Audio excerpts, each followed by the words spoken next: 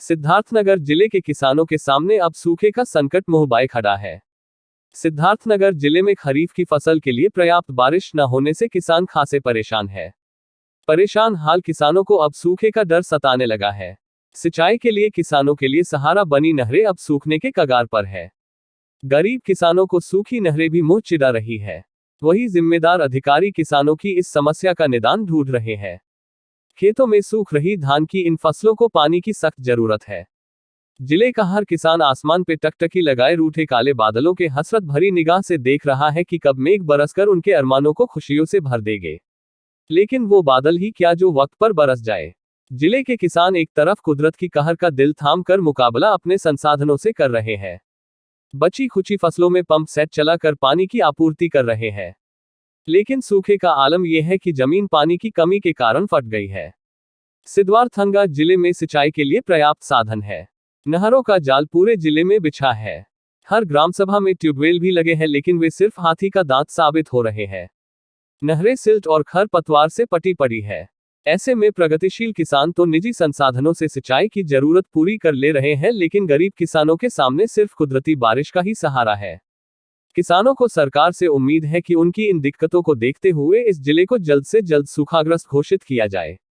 आइए हम आपको दिखाते हैं रामकृष्ण पांडेय किसान व वीरेंद्र किसान ने क्या कहा। बारिश ना होने से कितनी दिक्कत हो रही है किसान?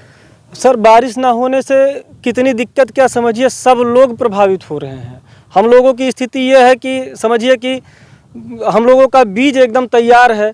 खाद हम लोग इतना महंगा ला के बीज में पहली बार तो कई बार पानी चलाए, तब जाके समझिए बीज हम लोग का 21-22 दिन पे तैयार होता है। 1 महीने से हो गया है। बारिश की वजह से रोपाई नहीं कर पा रहे हैं हम लोग। अगर जो रोपाई जो लोग किए हैं, खेत पूरा एकदम फट गया है, सूखा एकदम पड़ गया है। सर, क्या किया जा सकता है? अच्छा, कितना नुकसान होता है अगर बारिश नहीं होती? अब सर देखिए, नुकसान तो हम लोग की मेन पूंजी यही है। 1 रुपया नुकसान हुआ, किसी का 1 लाख है, उसमें से 10 रुपया नुकसान, हम लोग का 1 रुपया नुकसान हुई है, समझिए पूरी पूंजी नुकसान हो गई। 1 बीघे में समझिए लगभग 8 से 8 हज़ार रुपया लग जाता है। 8 से 10 हज़ार रुपया 1 बीघा के अनाज पैदा करने में। और बैंक से भी लोन KCC का सारे किसान भाई हैं, जान ही रहे हैं। बैंक वाले अलग तगादा करते हैं। हम लोग डीजल इतना महंगा ला के बीज की किसी तरीके से बीज पैदा किए, अब एकदम मरने योग्य है। सर, और क्या कहा जा सकता है? अगर जो भगवान बारिश नहीं करेंगे तो समझिए कि किसान की स्थिति वही है कि खाने बिना हम लोग भी मरेंगे, और हम ही लोग पैदा करते हैं। तो शहरों में किस गाँव? वीरेंद्र पांडे, करौदा। ये वीरेंद्र भाई, बारिश नहीं हो रही है, ठीक है, आप जी। लोग किसान हैं, जी। कितनी दिक्कत हो रही है? बहुत सारी दिक्कतें हैं सर। तालाब सूख गया, जानवर को पानी पीने के लिए कोई व्यवस्था नहीं है। नहर इधर सूखी हुई है। खेत में देखिए दरार पड़ गया है। 45 दिन का बीज हो गया, अभी बैठा है नहीं। 5,500 से 6,000 रुपया लागत लगता है 1 बीघा खेती करने में। इसी के ऊपर में हमारा पूरा काम डिपेंड है। पढ़ाई लिखाई, कलम, बिजली का बिल, गैस का खर्चा बड़ी टफ हो गई है। इसके लिए देखिए महाराष्ट्र में कम से कम एक साल में 300 किसान आत्महत्या कर रहे हैं। वो पोजीशन हमारी इधर की हो गई है। अब क्या बताएं, बिल्कुल ये मान के चलिए, अगर ऐसे साल 2 साल हो जाए तो हम लोग को भी आत्महत्या ही करना पड़ेगा। इसके सिवा और कोई रास्ता ही नहीं दिखाई दे रहा है। अभी जिस तरह से ये हम लोग का ये कछार का इलाका कहलाता था, यहाँ बाढ़ आती थी जी। लेकिन बाढ़ क्या, इस बार तो समझिए कि बूंद पानी के लिए दिक्कत हो रही है।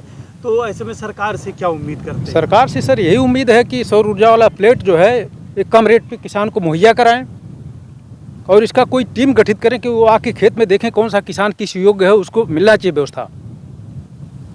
जब तक सरकार इस पे ध्यान नहीं देगी तब तक कोई किसान जो है सक्सेस नहीं होगा। अच्छा, अभी आप सूखाग्रस्त अभी तक घोषित नहीं हुआ है अपना जिला, तो क्या आप चाहते हैं कि ये सूखाग्रस्त घोषित हो जाए, जो सत्य है हो जाए तो बहुत बेहतर है।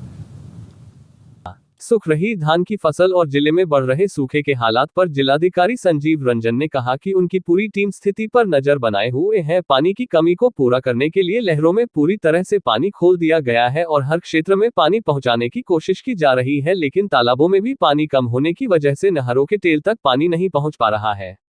इसके अलावा जो भी नलकूप है उनकी मरम्मत कराकर उससे भी सिंचाई की पर्याप्त व्यवस्था कराई जा रही है। जिलाधिकारी ने कहा कि पानी न होने से बेशक किसान बहुत परेशान है, और अगर बारिश नहीं हुई तो जिला प्रशासन द्वारा की गई पानी की व्यवस्था की कोशिशें नाकाफी ही होंगी। ऐसे में प्राकृतिक रूप से बारिश की जरूरत तो हमेशा से रही है और आज भी है। उन्होंने कहा कि उन्हें उम्मीद है कि कुछ दिन में बारिश जरूर हो जाएगी और किसानों के चेहरे पर खुशी दोबारा लौटेगी, लेकिन अगर हालात ऐसे ही रहे तो जिले को सूखाग्रस्त घोषित करने के लिए शासन स्तर पर लिखा जाएगा।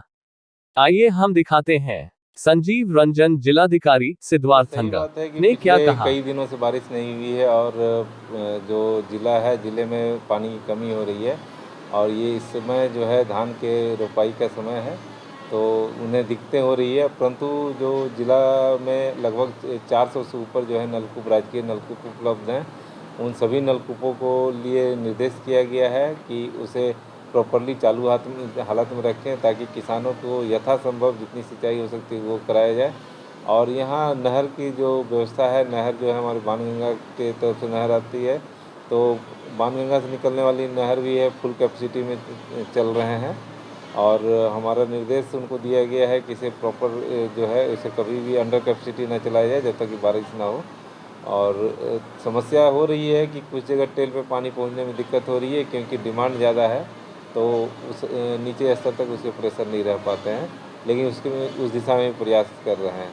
और जो हमारा ये राप्ती खंड की नहर है उसमें भी पानी है, पर्याप्त है, परंतु इतनी ज़्यादा मतलब गर्मी पड़ रही है कि इसके कारण से किसानों को समस्या हो रही है। हम उम्मीद कर रहे हैं या ईश्वर से मना रहे हैं कि जल्द से जल्द बारिश हो ताकि यहाँ का जो एक पारंपरिक खेती है जिसमें ज़्यादा से ज़्यादा पानी की ज़रूरत पड़ती है, तो उस हिसाब से हम किसानों की खेती हो सके। मतलब क्या इसके लिए जो क्राइटेरिया होता है वो सब क्या होता है, क्या उसमें ये सिद्धार्थ अभी सूखाग्रस्त घोषित किए जाने की कैटेगरी में नहीं आए हैं और हम लोग लगातार इसके लिए वॉचफुल हैं। वैसी स्थिति आएगी तो निश्चित तौर पे सरकार जो है प्रॉपर ध्यान रखेगी और जो हमारे नॉर्म्स है उसके हिसाब से उन्हें लाभ पहुंचाने की कोशिश की जाएगी।